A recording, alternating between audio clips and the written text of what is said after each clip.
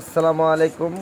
আজকে শুক্রবার, তার জন্য আমার ঘরের ওয়াইফ দিয়ে আমি মাংস রান্না করব। তো এখন মাংস যা যা করণীয় দরকার তাইতে মশলা দিয়ে ভালো করে কষে এখন মাংস দিয়ে দিলাম। মাংস দিয়ে ভালো করে এখন ঝোলটাকে ভালোভাবে মাখাইয়া সুন্দর মতো কষাবো। কষানোর পর এখন আমরা একটু পর পানি দিব। তো আপনারা সবাই দেখতেছেন, ভালো লাগলে শেয়ার করবেন, কমেন্ট করবেন, লাইক দিবেন। সব কিছুই আপনাদের মনের অভিরুচি, কিন্তু তারপরও আমাদের ভিউ প্রয়োজন, সাবস্ক্রাইব প্রয়োজন।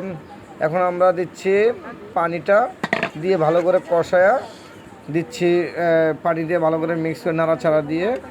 অবশ্য দেখতেছি কি সুন্দর মাটির চুলার উপর আমরা রান্না হবে আজকে, খুব সুস্বাদু করে।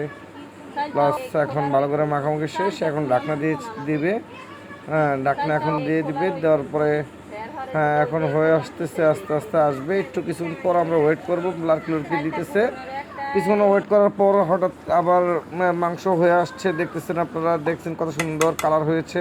তো এখন লাড়াচাড়া দিয়ে বাস আবার ঢাকে দিল, ঢাকা দেওয়ার পর আবার উত্তোলন করে উঠাইয়া এখন হয়ে গেছে প্রায় শেষ পর্যায়ে। এখন আমরা অন্য পাত্রে নিয়ে নিব, যাতে রান্নাঘরের টেবিলে তো আর এসব চলে না, ভালো ফ্রেশ পাতলে আমাদের প্রয়োজন। এখন শেষ পর্যায়ে।